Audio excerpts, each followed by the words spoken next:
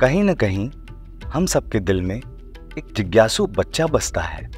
एक ऐसा बच्चा जो उगते सूरज से लेकर गिरते पत्तों तक सब बातों को लेकर जिज्ञासु है, जो सवाल पूछने से नहीं घबराता और जिसका मन जिज्ञासा से भरा हुआ है। आइए अपने अंदर के बच्चे को जगाते हैं और जानते हैं कि क्या और कैसे बनाता है अपने भारत को एक बढ़ता भारत।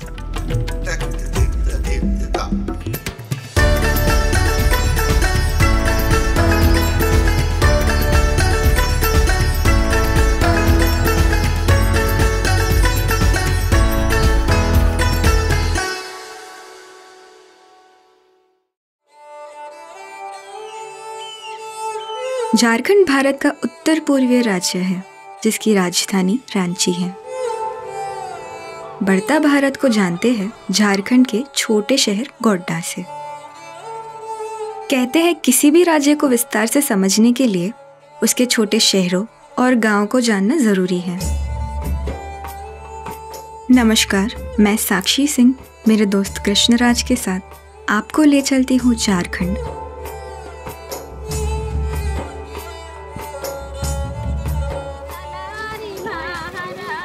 गोड्डा के पास नयाबाद गांव में संथाल जनजाति का निवास है। समय बदला पर इनका पहनावा, रीति रिवाज, खान पान अब भी प्राचीन समय जैसा ही है।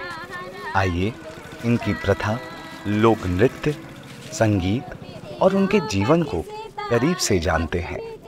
मतलब जितना भी पर्व होता है संसार में, उसमें डांस जरूरी है। हाँ, देखिए मतलब हर पर्व में, हर पूर्णिमा में मतलब नहीं करते हैं, साल में 2 बार होना ही होना। संथाल परगना हम लोग का जो है कि पुराना जमाना से ही हम लोग का ये लुंगी पंची हम लोग के जो परदादा सब थे और दादी वगैरह सब, मतलब महिला और पुरुष दोनों हम लोग पहनते हैं।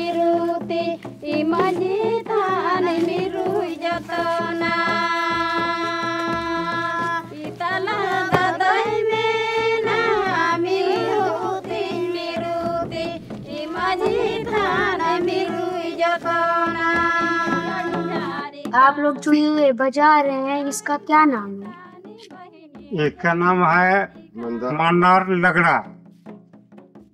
और हर त्योहार में हम लोग बजाते हैं।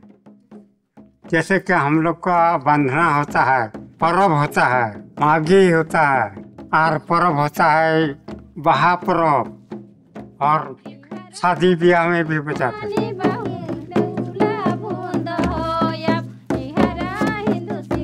आप लोग जो डांस करते हैं सिर्फ आप ही लोग करते हैं कि पुरुष भी करते हैं? ये पर्व के अनुसार से, जैसे हम लोग का एक पर्व होता है करमदारी, मतलब कर्मा का जो वृक्ष होता है वो वाला जब हम लोग रोपते हैं तो उसी के अवसर पर हम लोग जेंट्स लोग से जेंट्स का डांस करवाते हैं। इस गांव के लोगों की संस्कृति की एक झांकी देकर उनके जीवन, उनकी परंपरा और परगना के बारे में बहुत कुछ सीखने मिला। लेकिन जिज्ञासा की कोई सीमा नहीं होती। हमने इनके रोजमर्रा की जिंदगी, उनके भरण पोषण के बारे में भी जानने की ठानी।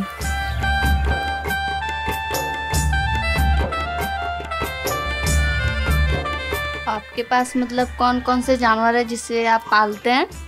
हम लोगों के पास अभी गाय है और बैल भी है, बकरी है, मुर्गी है, सुअर भी हम लोग पालते हैं। कहते हैं गांव में कोई भी चीज अनुपयोगी नहीं रहती। पशुपालन करते हुए गाय, भैंस, बकरियों के गोबर से कैसे जैविक खाद तैयार होती है, उस बारे में भी जानने का मौका मिला। ये क्या है? ये हम लोग का ये बर्मी बेड है और इसमें जो है कि हम लोग कंपोस्ट बनाते हैं। खाद को बढ़िया तरीके से बनाने के लिए हम लोग एक इसमें केचुआ डालते हैं। तो केचुआ जो डालते हैं तो उसके बाद जो है कि अच्छा कंपोस्ट बनता है इसमें। तो इसके फायदे क्या होते हैं? ये मतलब हम लोग का जो यूरिया खाद होता है ना, तो उससे बहुत नुकसान होता है। और इसमें से जो है कि ग्रोथ भी इसमें बढ़ाता है, पौधा भी अच्छा रहता है वो जो जितना खाद हम लोग का होता है उससे मतलब 2 गुना ज़्यादा ही अच्छा हम लोग का धान उपज होता है। आपकी हमारी तरह यहाँ के लोग सादा भोजन बनाते हैं, पर इनकी खान पान में एक विशेष बात मालूम चली। आसपास के जंगलों में मिलते कई ऐसे फल सब्जियों की भी ये सब्जी बनाते हैं। इन सब्जियों का इस्तेमाल स्वास्थ्य हेतु से प्राकृतिक औषधि के रूप में भी किया जाता है। जहाँ एक तरफ ये जनजाति शहर से बिल्कुल अलग थलग है, वहीं दूसरी तरफ हमारे देश के कई कुपोषित बच्चों को सुपोषण संगीनियों द्वारा ऐसे कई गांव के बच्चों के पोषण की जिम्मेदारी भी ली जाती है। गांव के पास अनेक तालाबों में गांव के पशु गर्मियों में राहत के पल बिताते हैं। इन्हीं तालाबों में गांव के लोग मछली पकड़ने का काम भी करते हैं, जो उनके लिए आमदनी का एक जरिया है। यहाँ के खेतों में अधिकतर धान, मक्का, गेहूं और सरसों उगाया जाता है।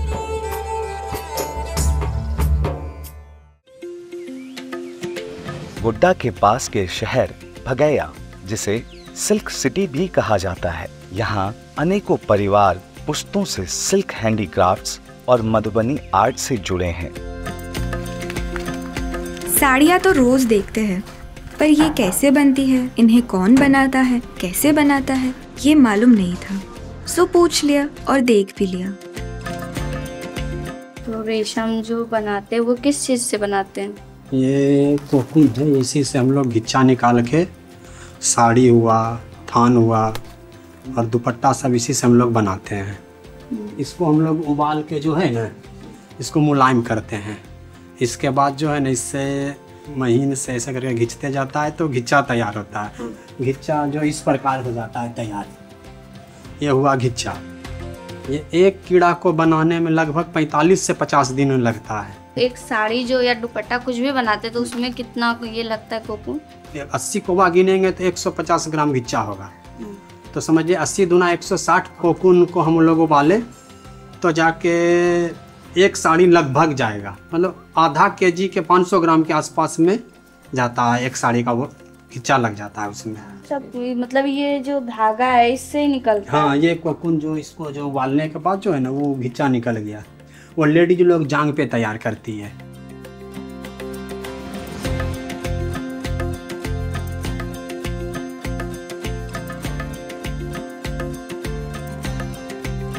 देखिए, जांग में तैयारी होने के बाद जो है ना, इसको हम लोग फिर धूप में दे देते हैं सूखने के लिए।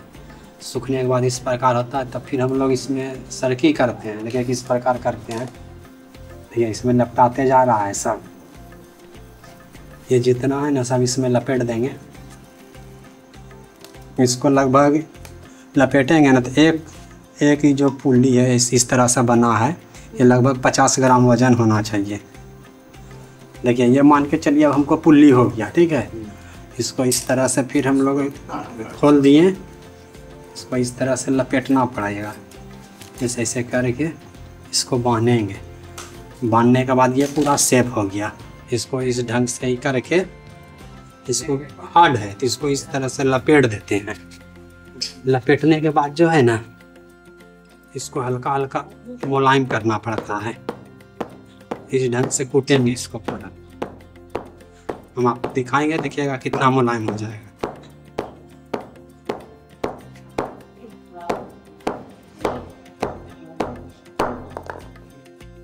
ये हो गया पूरा मुलायम, देखिए छू के हो गया ना मुलायम। इसको फिर हम लोग इसमें अब हम इसको बांटना है। आप ये जो कर रहे हैं इसे बोलते क्या है? मतलब इसको बोलते हैं हम लोग, बोले नरी बांटना बोलते हैं, नरी भर रहे हैं इसको।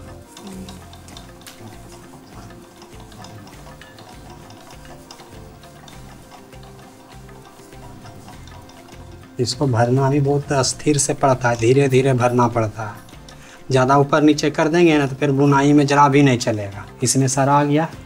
अब इसको जो है ना हम लूम पर ले जाके बुनाई करके आपको दिखाते हैं। चलिए लूम पर हम जो लूम चला रहे हैं, इसे हम लोग हैंड लूम बोलते हैं। और ये इसमें गड्ढा होता है, इसको पीठ लूम भी कहा जाता है। तो इसी में साड़ी वगैरह सब तैयार होता है? हाँ, ये साड़ी हुआ, थान हुआ, दुपट्टा हुआ, इसमें मतलब आप जो दीजिएगा ना वो चीज़ हम लोग बुनाई कर देंगे। आपका जो ये शहर से सिल्क सिटी क्यों बोलते हैं? देखिए सिल्क सिटी तो हम लोग का भगैया ही है, क्योंकि यहाँ सिल्क का ही काम होता है, इसमें ज़रा सा भी मिलावट नहीं होता है, जो भी होता है एकदम सिल्क का 100% काम होता है। कोकून मध्य प्रदेश से आता है, ये 100% सिल्क है, इसको शुद्ध माना जाता है, क्योंकि इसका कीड़ा जो होता है ना नाक से लार निकालता है, रेशा जो निकलता है नाक से। और जैसे कि आप कुछ बनाए दुपट्टा वगैरह, उसमें जो डिज़ाइन होता है वो करते मतलब इसी मशीन में होता है या और उसमें? नहीं, वो जो डिज़ाइन जो बनाते हैं ना, डिज़ाइन जैसे मधुबनी पेंटिंग, वो हम लोग का घर में होता है। ये जैसे कि आप इसको किए, इसके बाद ये देखिए वाइट वाइट में हो जाता है, तो ये कलरफुल कैसे बन जाता है? ये तो देखिए जैसे जाके देंगे जो फिनिशर है ना, जो उसी को हम लोग बोल दिए कि हमको ये कलर चाहिए, वो हम लोग को कलर करके दे दिए, उसमें फिर हम लोग अपना घर में स्केचिंग करके रंग भर के मार्केट में सेलिंग के लिए उतारें।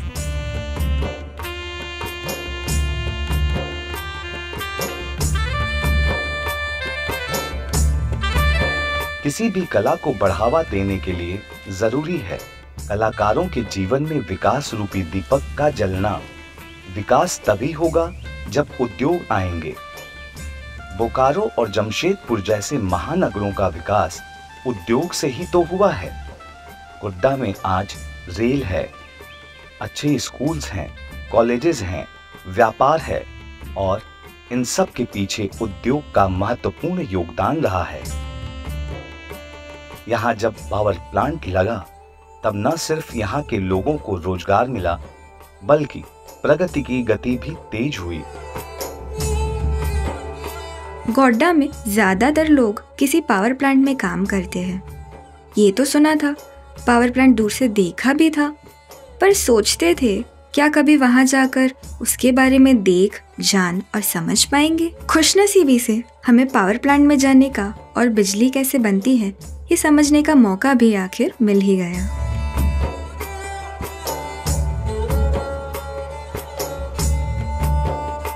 मतलब ये जो इतना बड़ा पावर प्लांट है, यहाँ पे होता क्या है? देखो ये पावर प्लांट है, ये जो तुम लोग के घर में जो बिजली यूज करते हो ना, वही बिजली यहीं पे बनता है। तो ये कैसे बनता है, यहाँ पे हम लोग कोयला को, जैसे कोयला कोल माइंस है, उस कोयला को वहीं से लेके आते हैं।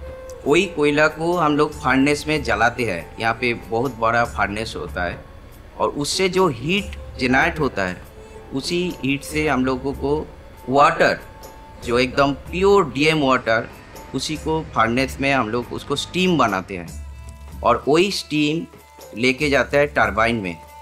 टरबाइन को ये स्टीम जाके टरबाइन को घुमाते हैं और टरबाइन जब घूमते हैं वो उसके साथ जनरेटर कपल रहता है। तो जनरेटर रोटर घूमने से वहाँ पे मैग्नेटिक फ्लक्स रहता है, उसी से बिजली बनता है और वही बिजली हम लोग को ट्रांसफार्मर रहता है, उसको स्टेप अप कर देते हैं। उसके बाद वही बिजली ट्रांसमिशन लाइन के थ्रू डिफरेंट एरिया में हम लोग उसको भेज देते हैं।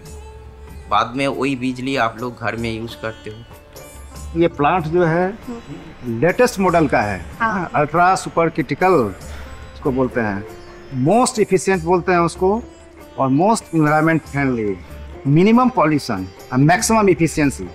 ठीक है, ये है कंट्रोल रूम। आपने वहाँ पर देख लिया, टरबाइन देख लिया, जनरेटर देख लिया, ये है कंट्रोल रूम, इसको कंट्रोल रूम बोलते हैं। आपने बताया कि यहाँ पे बिजली बनती है, बांग्लादेश जाती है, आप बिजली इंडिया में बनाते हो, देते बांग्लादेश को, ऐसा क्यों? हमारे यहाँ भी इंडिया में बहुत सारे पावर प्लांट हैं जो हम इंडिया में ही कंज्यूम करते हैं। ठीक है, झारखंड में भी बहुत सारे प्लांट हैं, हर एक स्टेट में प्लांट है। और ये जो हुआ था, एक स्पेशल समझौता हुआ था दोनों गवर्नमेंट के बीच में कि हम ये बांग्लादेश में बहुत क्राइसिस है, तो उसको सपोर्ट करने के लिए हम लोग यहाँ से ये बिजली बना के उसको दे रहे हैं। ये जो प्लांट है ultra super critical power plant means high pressure high temperature का, इसका वजह से क्या होता है, ये पावर प्लांट में एफिशिएंसी ज़्यादा है, मीन्स आपको कम कोल यूज करके ज़्यादा पावर जनरेट कर लेता है। यहाँ जो इतने सारे इंजीनियर हैं, यहाँ रोज कितने घंटे काम करते हैं, कितने वर्कर्स काम करते हैं यहाँ। अगर पूरा पावर प्लांट में जो है, ये प्लांट में वर्कर के साथ है तो आसपास में 2000 लोग तक आदमी काम करता है, जो मेंटेनेंस काम है जो है। तो ये थे झारखंड के बच्चे जिन्होंने झारखंड की संस्कृति, परंपरा, रहन सहन, कला और उद्योग के बारे में जाना। ऐसे ही एक नई बात, नया राज्य और नए पहलुओं को लेकर बच्चों की जिज्ञासा को देंगे फिर एक बार सवालों का रूप बढ़ता भारत के अगले एपिसोड में।